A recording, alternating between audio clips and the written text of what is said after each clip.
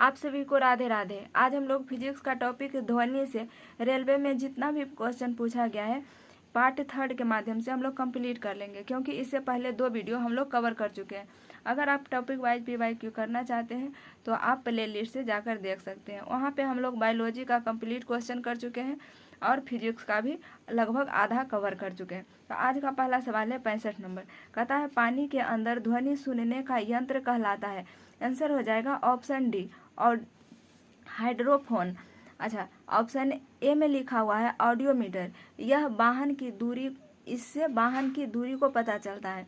Option C पे लिखा हुआ है हाइड्रोमीटर। यह किसी तरल पदार्थों के घनत्व को बताता है। कौन? हाइड्रोमीटर। हमारा आंसर हो जाएगा ऑप्शन डी हाइड्रोफोन। अगला सवाल है 66 नंबर। कहता है ध्वनि तरंग किस दर से यात्रा करता है। आंसर हो जाएगा ऑप्शन सी 1100 फीट प्रति सेकेंड। अगला सवाल है 67 नंबर। कहता है मनुष्य के लिए श्रव्य ध्वनि की आवृत्ति की रेंज कितनी होती है। आंसर हो जाएगा ऑप्शन सी 16 हर्ज से 20 किलो हर्ज। 20 किलो हर्ज को 20,000 हर्ज भी कहा जाता है। अच्छा, ये 16 हर्ज नहीं, एग्जैक्ट वैल्यू 20 हर्ज होता है, लेकिन ऑप्शन में 20 हर्ज अवेलेबल नहीं है। लगभग पास में यही ऑप्शन है, इसलिए इसका आंसर ऑप्शन सी हो जाएगा। क्या किसका अति पूछ रहा है? आवृत्ति श्रव्य तरंगों की। तो आंसर हो जाएगा ऑप्शन सी। और अगर पूछता अल्ट्रासोनिक, यानी अल्ट्रासोनिक वेव का क्या होता है? आवृत्ति 20,000 हर्ज से अधिक होता है। और इंफ्रासोनिक की आवृत्ति 20,000 हर्ज से 20 हर्ज से कम होता है। हमारा आंसर क्या हो जाएगा? Option C. अगला सवाल है हवा में ध्वनि की गति से अधिक गति डैश के रूप में जानी जाती है। आंसर हो जाएगा ऑप्शन ए सुपरसोनिक। अच्छा, सुपरसोनिक। और अच्छा, ऑप्शन सी में क्या दिया हुआ है? इंफ्रासोनिक। इंफ्रासोनिक को हिंदी में अवश्रव तरंग कहा जाता है। इसका आवृत्ति कितना होता है? 20 हर्ज से कम होता है। यह हम लोग नहीं सुन सकते हैं। ऑप्शन डी में लिखा हुआ अल्ट्रासोनिक। अल्ट्रासोनिक को हिंदी में प्राश्रव तरंग कहते हैं। इसकी आवृत्ति 20,000 हर्ज से अधिक होता है। और हम लोग का आंसर क्या हो जाएगा? सुपरसोनिक। ये तो क्वेश्चन क्या है? हवा में ध्वनि की गति से अधिक गति डैश के रूप में जानी जाती है। आंसर हो जाएगा सुपरसोनिक। अगला सवाल है 69 नंबर। कहता है कौन सा ध्वनि तरंग की विशेषता नहीं है। आंसर हो जाएगा ऑप्शन डी घनत्व। अगला सवाल है 70 नंबर। कहता है एक सुपरसोनिक वायुयान की गति होती है। आंसर हो जाएगा ऑप्शन सी ध्वनि की चाल से अधिक होती है। अगला सवाल है 71 नंबर। कहता है वायु में ध्वनि की चाल 332 मीटर प्रति सेकेंड है। यदि दाब बढ़ाकर 2 गुना कर दिया जाए तो ध्वनि की चाल क्या होगी। आंसर हो जाएगा ऑप्शन ए 332 मीटर प्रति सेकेंड। क्योंकि ध्वनि की चाल पे दाब का कोई प्रभाव नहीं पड़ता है। अगला सवाल है 72 नंबर। कहता है डैश के परिवर्तन से वायु में ध्वनि की गति में परिवर्तन नहीं होता है। आंसर हो जाएगा ऑप्शन सी वायु दाब। अगला सवाल है 73 नंबर। कहता है एक प्रतिध्वनि 3 सेकेंड में वापस आ जाती है। यदि ध्वनि की गति 342 मीटर प्रति सेकेंड है तो स्रोत से परावर्तक सतह की दूरी कितनी होगी। तो दूरी पूछ रहा है, तो दूरी बराबर क्या होता है? चाल गुना समय। तो चाल दिया हुआ है 342 और समय दिया है 3 सेकेंड, लेकिन यह दोनों तरफ का टाइम दिया हुआ है, आने और जाने दोनों का टाइम कितना है? 3 सेकेंड। इसलिए आपको समय को आधा करना होगा, क्योंकि एक ही तरफ का टाइम लेना होगा। तो आप इसे आधा करिएगा, 3 के आधा 1.5 हो जाएगा, 1.5 के गुना कीजिएगा 342 से। तो आंसर आ जाएगा ऑप्शन है 513 मीटर। अगला सवाल है 74 नंबर। कहता है अपसरव या इंफ्रासोनिक तरंगों की आवृत्ति होती है। आंसर हो जाएगा 20 हर्ज से कम। अच्छा, ऑप्शन ए पर लिखा हुआ है 20 हर्ज से अधिक। ये किसका होगा? पराश्रव तरंग यानी अल्ट्रासोनिक वेव का। अगला सवाल है 75 नंबर। कहता है 75 नंबर सवाल में क्या है? यदि दिए गए वेग पर किसी ध्वनि तरंग की आवृत्ति बढ़ाई जाए तो इसके तरंग दैर्ध्य पर क्या प्रभाव पड़ता है। आंसर हो जाएगा ऑप्शन डी इसके तरंग दैर्ध्य में कमी आएगी। क्योंकि इसका फॉर्मूला होता है वेग बराबर आवृत्ति गुना तरंग दैर्ध्य। तो क्वेश्चन में कह रहा है कि वेग पर ध्वनि तरंग की आवृत्ति बढ़ाई जाए तो क्या होगा जाएगा? तरंग दैर्ध्य में कमी हो जाएगा। आप इस फॉर्मूला का यूज करके देख सकते हैं। अगला सवाल है 76 नंबर, कहता है निम्नलिखित में से किसका उपयोग समुद्र की गहराई जानने, कोई मोटाई मापने, हिमशैल की स्थिति, धातुओं में त्रुटि जानने के लिए किया जाता है। आंसर हो जाएगा ऑप्शन ए प्रस्रव तरंग। अच्छा, ऑप्शन बी में लिखा हुआ है एक्सरे। एक्सरे एक्सरे का काम क्या होता है? इसका काम होता है ये हड्डी को नहीं छेद सकता है। एक्सरे किरणें की खोज रोएंटजन ने किए थे। और उसके बाद है ऑप्शन सी में प्रकाश तरंग। प्रकाश तरंग का खोज किसने किए थे? ये आप कमेंट बॉक्स में बताइएगा। अगला सवाल है 77 नंबर, कहता है ध्वनि किस रूप में यात्रा करती है? आंसर हो जाएगा ऑप्शन बी अनुदैर्ध्य तरंग के रूप में। ध्वनि अनुदैर्ध्य तरंग के रूप में यात्रा करती है और प्रकाश अनुप्रस्थ तरंग के रूप में यात्रा करती है। अगला सवाल है 78 नंबर, कहता है एक ध्वनि तरंग में 3.5 किलो हर्ज की आवृत्ति है और इसका तरंगदैर्ध्य 0.1 मीटर है, तो इसे 700 मीटर की दूरी तय करने में कितना समय लगेगा? आंसर हो जाएगा ऑप्शन डी 2 सेकेंड। अच्छा, ये बनेगा कैसे?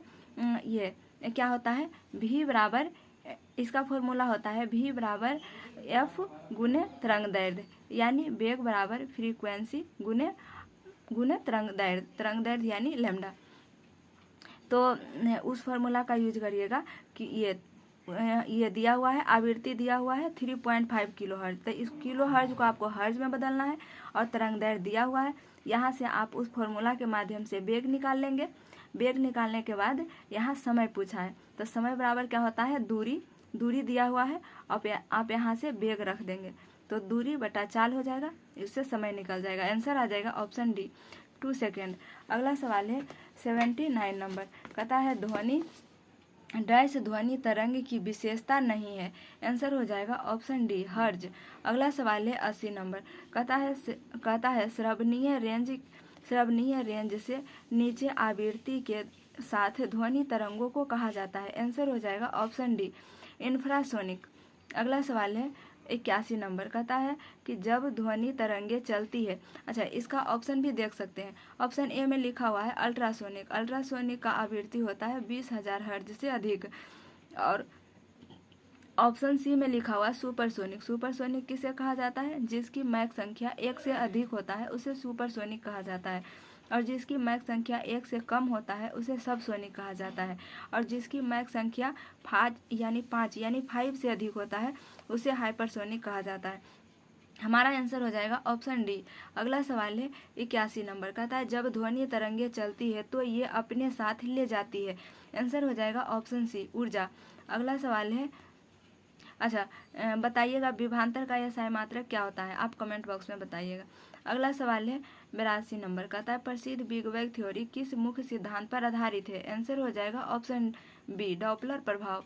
अगला सवाल है 83 नंबर, कहता है ध्वनि तीव्रता की डेसिबल में वह अधिकतम सीमा जिससे ऊपर व्यक्ति सुन नहीं सकता। आंसर हो जाएगा ऑप्शन डी 95 डेसिबल।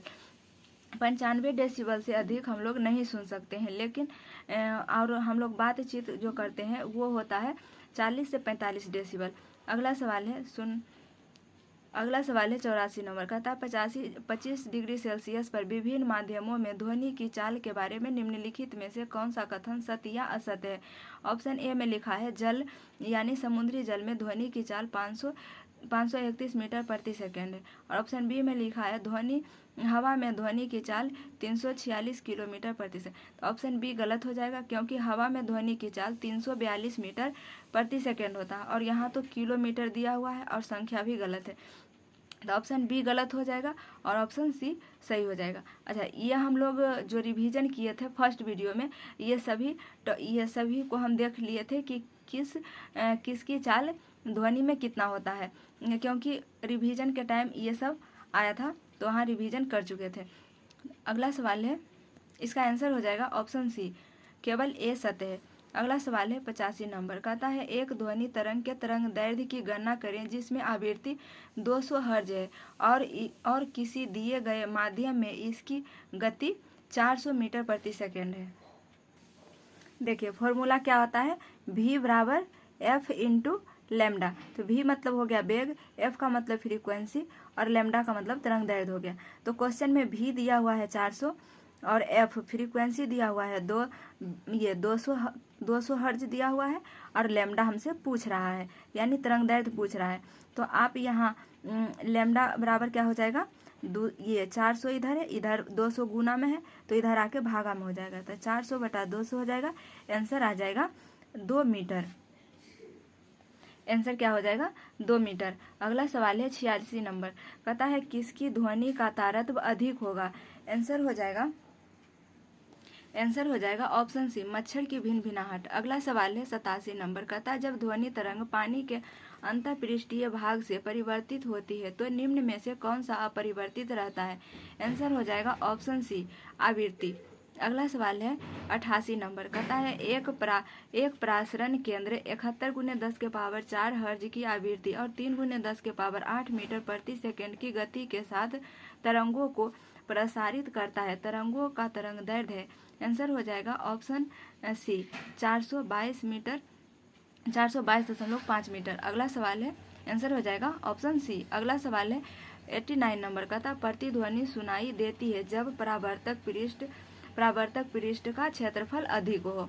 अगला सवाल है 90 नंबर, कहता है किस माध्यम में ध्वनि किसी विशेष तापमान पर सबसे तेज यात्रा करती है। आंसर हो जाएगा ऑप्शन डी, लोहा। ध्वनि की चाल ठोस में सबसे अधिक होता है और उसके बाद द्रव में होता है, लोहा से कम द्रव में होता है और सबसे कम वायु में होता है। अच्छा, लोहा में ध्वनि की चाल कितना होता है, इसका स्पीड कितना होता है लोहा में होता है 5130 मीटर प्रति सेकंड। अच्छा, ये हम सभी को इसलिए नहीं बता रहे हैं क्योंकि जब फर्स्ट क्लास में रिवीजन किए थे तो उस समय हम लोग इस सभी को रिवीजन कर चुके थे। अगर बार बार बोलेंगे तो वीडियो बहुत लंबा हो जाएगा। अगला सवाल है 91 नंबर, कहता है वायु में 0 डिग्री सेल्सियस तापमान पर ध्वनि की गति होगी। आंसर हो जाएगा ऑप्शन ए, 331 मीटर प्रति सेकंड। अगला सवाल है 92 नंबर, कहता है कौन सा किसी तरंग द्वारा 1 सेकंड में तय की गई दूरी को दर्शाता है। आंसर हो जाएगा ऑप्शन सी, तरंग वेग। अगला सवाल है 93 नंबर, कहता है रेलगाड़ी जब स्टेशन पर पहुंचती है तो वह अपनी स्वाभाविक ध्वनि आवृत्ति से बढ़ती हुई लगती है, इसका कारण है। आंसर हो जाएगा ऑप्शन बी, डॉपलर प्रभाव। अगला सवाल है 94 नंबर, कहता है जब हमें कोई ध्वनि सुनाई पड़ती है तो हम इसके स्रोत का अनुमान लगा सकते हैं। आंसर हो जाएगा ऑप्शन बी, ध्वनि की तीव्रता। अगला सवाल है 95 नंबर, कहता है 25 डिग्री सेल्सियस पर ध्वनि का वेग अधिकतम होगा। आंसर हो जाएगा ऑप्शन सी, एल्यूमिनियम। एल्युमिनियम में ध्वनि की चाल कितना होता है, 6220 मीटर प्रति सेकंड। और ऑप्शन डी में लिखा हुआ लोहा में कितना होता है, अभी जस्ट बताए हैं, 5130 मीटर प्रति सेकंड। लोहा में ध्वनि की चाल 5130 मीटर प्रति सेकंड, एल्युमिनियम में ध्वनि की चाल 6420 मीटर प्रति सेकंड। आंसर हो जाएगा ऑप्शन सी। अगला सवाल है 96 नंबर, कहता है समुद्री जल में ध्वनि की गति डैश होती है। आंसर हो जाएगा ऑप्शन सी, 5131 मीटर प्रति सेकंड। अगला, अच्छा, नॉर्मल वाटर में होता है 1498, लेकिन समुद्री जल में कितना होता है, 1531 मीटर प्रति सेकंड। अगला सवाल है 97 नंबर, कहता है ध्वनि गति पर दबाव क्या प्रभाव पड़ता है। आंसर हो जाएगा ध्वनि की गति पर दबाव का क्या प्रभाव पड़ता है। आंसर हो जाएगा ऑप्शन सी, ध्वनि की गति पर दबाव से कोई प्रभाव नहीं पड़ता है, यानी अप्रभावित रहता है। अगला सवाल है 98 नंबर, कहता है हवा में ध्वनि का वेग है। आंसर हो जाएगा ऑप्शन बी, 332 मीटर प्रति सेकंड। अगला सवाल है 99 नंबर, कहता है कि हवा में क्या कहता है, पानी में ध्वनि का चाल वायु में ध्वनि की चाल से 4 गुनी है जब n आवृत्ति एवं लैम्डा तरंग दैर्ध्य की ध्वनि तरंग वायु से पानी में प्रवेश करती है तो इसकी आवृत्ति एवं तरंग दैर्ध्य क्रमशः हो जाएंगे। आंसर हो जाएगा ऑप्शन बी, n और 4 लैम्डा। लैम्डा कितना हो जाएगा, 4 गुना हो जाएगा, क्वेश्चन के अकॉर्डिंग दिया हुआ है। अगला सवाल है 100 नंबर, कहता ध्वनि तरंग अपने मार्ग में रुकावट आने पर क्या करती है। आंसर होगा लौट जाती है। अगला सवाल है 101 नंबर, कहता वायु में ध्वनि के वेग से अधिक की चाल से यात्रा करने वाली वस्तु को कहा जाता है। आंसर हो जाएगा ऑप्शन ए, पराध्वनिक। इसे इंग्लिश में अल्ट्रासोनिक कहते हैं। इसकी आवृत्ति 20,000 हर्ट्ज से अधिक होता है। ऑप्शन बी पर लिखा हो अपसरब तरंग। ये सभी को हम लोग आगे का ऑप्शन में कंप्लीट कर चुके हैं, तो बार बार एक ही बात को क्या वहीं बोलना। अगला सवाल है 102 नंबर का था, किसी भी माध्यम में जैसे ही हम डैश बढ़ाते हैं ध्वनि की गति बढ़ जाती है। आंसर हो जाएगा ऑप्शन ए, तापमान बढ़ाने पर ध्वनि की गति बढ़ जाती है। कितना तापमान बढ़ाने पर? क्या है? तापमान। तापमान 1 डिग्री सेल्सियस तापमान बढ़ाने पर ध्वनि की चाल 0.61 मीटर प्रति सेकंड बढ़ जाती है। आंसर हो जाएगा ऑप्शन ए। अगला सवाल है 103 नंबर, कहता है 25 डिग्री सेल्सियस पर विभिन्न माध्यमों में ध्वनि की चाल के बारे में निम्नलिखित में से कौन सा कथन सत्य या असत्य है? ऑप्शन ए में लिखा है समुद्री जल में ध्वनि की चाल 1531 मीटर प्रति सेकंड होती है, तो सही है। ऑप्शन बी में लिखा है जल यानी आशुद्ध जल में ध्वनि की चाल 1498 मीटर प्रति सेकंड होती है, तो यह भी सही है। तो ऑप्शन ए और बी दोनों सही है, इसलिए आंसर हो जाएगा ऑप्शन सी, ए और बी दोनों सत्य है। अगला सवाल है 104 नंबर का था, कास्टिंग प्रक्रिया में आंतरिक दोष ढूंढ निकाले जा सकते हैं। आंसर हो जाएगा ऑप्शन डी, अल्ट्रासोनिक परीक्षण द्वारा। अगला सवाल है 105 नंबर का था, ध्वनि की चाल है।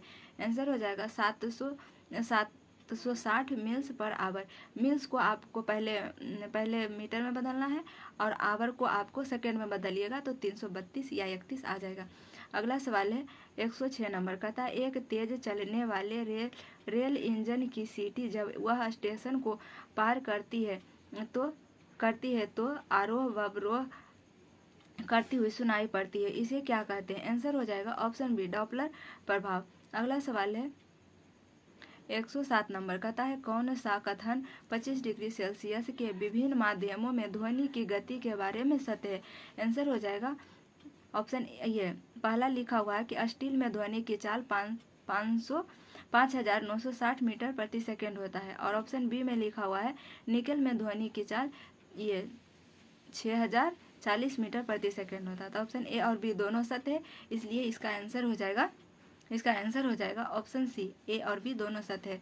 अगला सवाल है 108 नंबर का था, डैश में ध्वनि की गति सबसे तेज होती है। आंसर हो जाएगा ऑप्शन सी, स्टील में ध्वनि की चाल कितना होती है? आप कमेंट बॉक्स में बताइएगा, और बताइएगा वायु में भी ध्वनि की चाल कितना होती है? 332 मीटर प्रति सेकंड। अगला सवाल है 109 नंबर का था, डैश एक माध्यम में ध्वनि की गति निर्धारित करता है। आंसर हो जाएगा ऑप्शन सी, माध्यम की प्रकृति। अगला सवाल है 110 नंबर का है, डेसिबल के मापने में 20 डेसिबल ध्वनि 10 डेसिबल ध्वनि से डैश गुना अधिक ऊंचे है। आंसर हो जाएगा ऑप्शन बी, 10 गुना।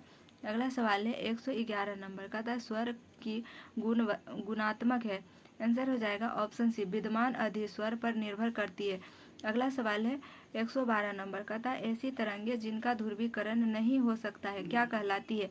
आंसर हो जाएगा ऑप्शन डी, अनुदैर्ध्य। अच्छा, ऑप्शन और जिसका ध्रुवीकरण होगा वो क्या कहलाएगा? अनुप्रस्थ कहलाएगा। अच्छा, विद्युत चुंबकीय तरंग क्या होता है? प्रकाश तरंग विद्युत चुंबकीय तरंग भी होता है। तो अगला सवाल है, इसका आंसर हो जाएगा ऑप्शन डी। क्या पूछा है? ध्रुवीकरण नहीं है। कौन नहीं है? अनुदैर्ध्य तरंग। अगला सवाल है 113 नंबर का था, 25 डिग्री सेल्सियस पर ध्वनि की गति के संदर्भ में निम्नलिखित में से कौन सा विद्यमान सत्य है? कौन सा विधान सत्य है? ऑप्शन ए में लिखा है एल्युमिनियम में ध्वनि की गति 6220 मीटर प्रति सेकंड होती है, तो ये गलत हो जाएगा, क्योंकि हम लोग पहले भी पढ़ चुके हैं कि एल्युमिनियम में ध्वनि की गति कितना होता है? 6420 मीटर प्रति सेकंड होता है, तो ऑप्शन ए गलत हो जाएगा। और ऑप्शन बी में लिखा निकेल में ध्वनि की गति ये 6040 मीटर प्रति सेकंड होता है, तो ये सही है। ऑप्शन बी केवल सत्य है और ए गलत है। आंसर हो जाएगा ऑप्शन सी। अगला सवाल है 114 नंबर का है, 25 डिग्री सेल्सियस पर विभिन्न माध्यमों में ध्वनि की चाल के बारे में निम्नलिखित में से कौन सा कथन सही या गलत है? ऑप्शन ए में लिखा है जल में ध्वनि की चाल यानी समुद्री जल में ध्वनि की चाल 1531 मीटर प्रति सेकंड। ये बहुत ही इंपॉर्टेंट है, बहुत बार ये क्वेश्चन रिपीट किया हुआ है। क्या हो जाएगा? ऑप्शन ए सही हो जाएगा। ऑप्शन बी में लिखा हुआ है इथेनॉल में ध्वनि की चाल 1200 मीटर प्रति सेकंड होता है, तो ऑप्शन बी गलत हो जाएगा, क्योंकि इथेनॉल यानी एल्कोहल में ध्वनि की चाल कितना होता है? 1207 मीटर प्रति सेकंड होता है। 1207 मीटर प्रति में भी हो भी सकता था, लेकिन यहाँ पे किलोमीटर दे दिया है, इसलिए एकदम ये रॉन्ग हो जाएगा, तो ऑप्शन बी गलत हो जाएगा, ऑप्शन ए सही हो जाएगा। एथेनॉल का कितना होता है? 1207 मीटर प्रति सेकंड होता है। आंसर हो जाएगा ऑप्शन ए, केवल एक सत्य है। अगला सवाल है 115 नंबर का था ध्वनि का प्रसार डैश में अधिकतम होता है। आंसर हो जाएगा ऑप्शन सी, ठोस में ध्वनि का प्रसार सबसे अधिक होता है और सबसे कम वायु में होता है, निर्वात में तो होता ही नहीं है। अगला सवाल है 116 नंबर का है प्रतिध्वनि का कारण होता है। आंसर हो जाएगा ऑप्शन डी, ध्वनि तरंगों का परावर्तन। अगला सवाल है 117 नंबर का है एक स्वरित यंत्र वायु में 1 सेकेंड में 256 बार दोलन करता है। जब ध्वनि का वेग 330 मीटर प्रति सेकेंड है तो ध्वनि का तरंग दैर्ध्य क्या होगा? वही फॉर्मूला पे बनेगा, v बराबर एफ इंटू लैम्डा। v का मान दिया हुआ है 330 मीटर प्रति सेकेंड और f का मान दिया हुआ है 276, तो वहाँ से आप तरंग दैर्ध्य निकाल सकते हैं। आंसर हो जाएगा ऑप्शन सी, 1.29 मीटर। अगला सवाल है, क्या है आंसर? Option C. अगला सवाल है 118 नंबर का था ध्वनि की चाल माध्यम के डैश गुणों पर निर्भर करती है। आंसर हो जाएगा, अच्छा ऑप्शन बी पर लिखा हुआ है ताप, ऑप्शन सी पर लिखा हुआ है प्रत्यास्था। तो देखिए ध्वनि की चाल पूछ रहा, तो ध्वनि की चाल ताप पर भी निर्भर करता है और प्रत्यास्था पर भी निर्भर करता है, लेकिन ध्वनि का चाल जो है वेग ये दाब पर निर्भर नहीं करता है। लेकिन इसमें ऑप्शन दिया हुआ है उपर्युक्त सभी, ऐसे होना चाहिए बी और सी। अगला सवाल है 119 नंबर का था ध्वनि का वेग निर्भर करता है। आंसर हो जाएगा ऑप्शन सी, तरंग दैर्ध्य पर। अगला सवाल है 120 नंबर का था कौन सा कथन सत्य है? ध्वनि का वेग होता है। आंसर हो जाएगा ऑप्शन डी, सर्दियों की तुलना में गर्मियों में अधिक होता है। गर्मियों में ध्वनि का वेग अधिक होता है। 1 डिग्री सेल्सियस तापमान बढ़ाने पर ध्वनि की चाल 0.61 मीटर प्रति सेकेंड बढ़ जाती है। अगला सवाल है 121 नंबर का है एक ध्वनि तरंग की आवृत्ति 50 हर्ट्ज है और इसकी तरंग दैर्ध्य 4 मीटर है, तो ध्वनि का चाल क्या होगा? तो वही फॉर्मूला होगा, चाल बराबर आवृत्ति गुना तरंग दैर्ध्य, तो उससे निकालिएगा, आंसर आ जाएगा 200 मीटर प्रति सेकेंड। अगला सवाल है 122 नंबर का था ध्वनि के वेग का प्रभाव नहीं पड़ता है। आंसर हो जाएगा ऑप्शन सी, दाब का। अगला सवाल है अच्छा ध्वनि के वेग पर किसका प्रभाव नहीं पड़ता? दाब का प्रभाव नहीं पड़ता है, लेकिन तापमान बढ़ाने पर ध्वनि का वेग बढ़ जाता है और आर्द्रता बढ़ाने पर भी ध्वनि का वेग बढ़ जाता है। अगला सवाल है 123 नंबर का है इको साउंड एक तकनीक है जिसका उपयोग आंसर हो जाएगा ऑप्शन ए, सागर की गहराई को मापने के लिए किया जाता है। इको साउंडिंग का उपयोग किस लिए किया जाता है? सागर की गहराई को मापने के लिए किया जाता है। अगला सवाल है 124 नंबर का था डॉपलर प्रभाव संबंधित है। आंसर हो जाएगा ऑप्शन ए, ध्वनि से संबंधित है। अगला सवाल है 125 नंबर कहता है ध्वनि तरंगे हैं। आंसर हो जाएगा ऑप्शन ए, लंबवत होती है। तो ये था कंप्लीट ध्वनि का क्वेश्चन। मिलेंगे नेक्स्ट क्लास में। जय हिंद।